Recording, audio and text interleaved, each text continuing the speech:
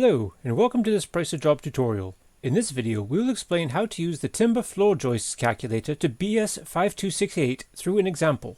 To get started, we'll go to the top navigation blue toolbar and open the Engineering tab. Then browse to the Module toolbar where we can select from a variety of different engineering modules. And here we can open the floor joists category where we have options for ground floor joists, intermediate floor joists, and ceiling joists. Any of these is fine, as we'll have the option to change this within the module later. For this example, we'll select ground floor joists. Intermediate floor joists are basically the same, however, we'll discuss ceiling joists in another video. The module appears in the left sidebar within this folder, titled Structure by default. We can click on the pencil icon to rename the module folder to something more project relevant, for example, Extension. Next to the module itself, we can click on the three dots to open the module options menu. Here we can rename the module, duplicate the module, move the module to a different folder, or delete the module. Let's rename this module for the specific calculation that we're about to perform. We'll call this Ground Floor Joists number 1, and save. And now we can start the timber design. At the top right hand pane, we can select whether we are designing ground floor joists, intermediate floor joists, or ceiling joists. So here we can either confirm or change our choice when we initially selected the module from the toolbar. For this example, we'll continue with ground floor joists.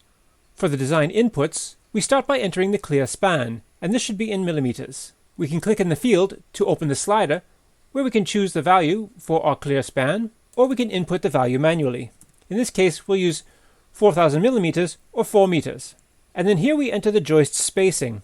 This is also in millimeters, and we have options for 300, 400, 450, or 600 millimeters, but usually we choose 400 millimeters center to center. Here we can enter the timber strength, or timber grade as we call it. Usually we choose C16 or C24 for softwood, and in this case we'll select C24. And we recommend using a bearing length of at least 100 millimeters. Sometimes longer bearing is required to satisfy the bearing stress check. Maximum deflection is recommended to be set at 0.003 multiplied by the clear span or a preset value of 14 millimeters. The calculator will use the minimum of these two values. Utilization limit is recommended to be set at 99%. We have a special video for the utilization limit explanation in our other tutorials. The service class for timber floor joists is usually set at class 2. There are 3 different service classes. Service class 1 is when we have a heated and dry environment. Class 2 is when we have a cold and dry environment, and Service Class 3 is when the timber is exposed to weather. So we'll leave this set at Service Class 2. Now we can look at the loading inputs. This is where we answer the question, what type of load are the floor joists going to support? For the floor joists, this is usually a standard calculation. We use 1.4 kilonewtons as a concentrated imposed loading, and 1.5 kilonewtons per square meter uniformly distributed imposed live loading. These are not applied together, so either the 1.4 kilonewtons concentrated loading will be applied, or the 1.5 kilonewtons per square meter uniformly distributed imposed loading will be applied. Now for the dead loading, we can use a value of 0.6 kilonewtons per square meter, or we can use the calculator to calculate the exact dead loading. We can easily call up the appropriate values using the templates in the drop-down menu at the top of this stage. However, in this case, we'll just leave it with the ground floor template, where Price of Job has calculated a dead loading of 0.25 kilonewtons per square meter. If you need to add any extra rows here, you can do so by clicking the plus add row button. For example, we might add a row here for plywood, with a dead load of 0.12 kilonewtons per square meter. And then we can use these grab handles here to reorder our rows any way we wish.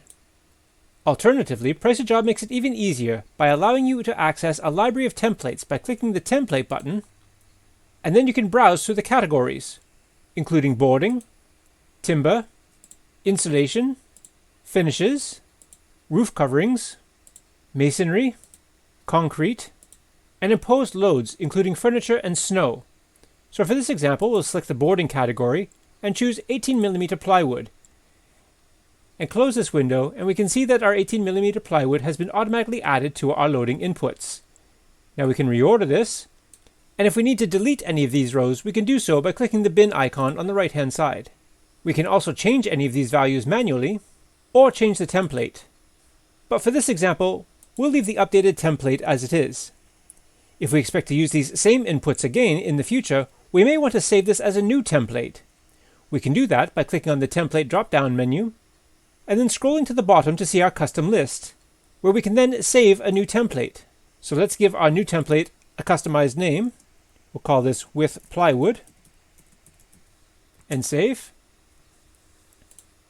And now when we return to the Templates drop-down menu, we can scroll down to our custom list, and we see our customized template, the ground floor with plywood that we just saved, along with all of our other saved templates in this custom list.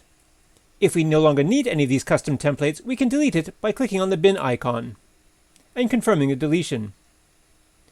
We can go back to the drop-down menu, scroll down to our custom list, and confirm that our deletion was successful. Next in the loading inputs, we have a checkbox here for Show Load Details. If we uncheck this box, the load details will not be shown in our structural calculations description. However, if we scroll down to the Loading Details section here, and we check this box to show the load details, we can see a table is added that shows our loading details. We'll leave the Show Load Details checkbox checked. Next, we'll take a look at the section. There are basically two different options. Either we know the size of the timber floor joists from the beginning, or we can choose the Auto Search feature to calculate the optimal timber size for us. The first process, in which we know the size of the timber floor joist, is called Timber Floor Joists Check. The second process, in which we don't know the size of the timber floor joists, is called Timber Floor Joists Design. The Auto Search feature will help us to optimize the timber floor joist's width and depth. If we unclick Auto Search, then we can choose the width and depth of the floor joists that we wish. In this example, we'll select 50 mm width and 225 mm depth. Based on the rest of the inputs of the previous sections, if we click Auto Search for only the width, then the calculator optimizes the width for a given depth. Or, based on the rest of the inputs of the previous sections, if we click Auto Search only for the depth, then the calculator optimizes the depth for a given width. Now let's take a look at the results summary. At the top of the description pane, we can see a summary of the results. In the following sections, we see the design data, the loading details, including the load details table, which we have selected to show with this checkbox. Then the factors, the section properties, and the structural checks in detail. Regarding the results summary, you can see that both in the long term and medium term, all checks have a status of pass. Also, we can see the utilization factors. It's worth mentioning that for this type of structural calculation, it is the deflection that usually governs the design. This can be seen in the utilization factor. Hence, when the timber floor joists are not spanning a short distance, we should always have a look at the deflection, which is the structural check that usually governs the design. Now that this timber floor joist calculation is done, if you have to do the same calculations for another set of timber floor joists, instead of starting all over again from scratch, you can save a lot of time by simply clicking the three dots next to the module here to open the Options menu, and then select Duplicate Module.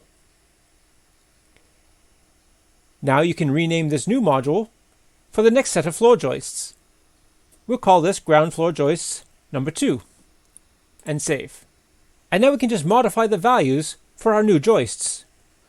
When you are ready, you can click on the Reports tab here at the top of the left sidebar. And here you'll see the Structural Calculations page. If you click Export as PDF, you'll see that your logo will automatically be shown at the top of the preview, and you can customize this as needed. At the bottom, there is a section for adding notes, and you can input these by clicking the pencil icon here to open the Notes editor. Here you can type or edit your notes manually, or select the Import Note button to open PriceJob's template library of professionally written notes, which are arranged by category, including legal fees, services, finishes, substructure, structural members, and general. Once you locate your desired note within the categories, for example, we might select structural members, then you can click on the note to have it instantly added to the report. And then we can alter it within the text editor to suit our specific needs. Let's change this from steel beam to timber joists. We can also add new categories for our notes templates by clicking the plus add category. Let's call this one New Category, and save. And then we can add new notes by clicking the plus add note button. We'll just call this one New Notes, and save. And then these can be quickly added to our report. And we can use the pencil icon here to delete these notes if we wish. And same with the categories. Just click the three dots to open the options menu and delete that category. And we can make any adjustments here within our text editor that we want. Here under Substructure is another good example where we can see that this is particularly handy for adding legal disclaimers. When we close the editor, we can see our customized notes have been added to our report. You can also combine this report with a cover page and cover letter, both of which you can customize to show either detailed or simple information. And for your cover letter, you can type whatever you want here, and then save it as a template by clicking the three dots here next to Template. Here you can give your new template a name, and save it for future reuse. And all of your templates will be stored here in this drop-down menu. When you're done customizing, you can print the complete report, or export it as a PDF, or export it as a Word document, or email it to your client directly from within Price a Job. And that's how to use the Timber Floor Joist Calculator to BS5268. Thank you for using Price a Job.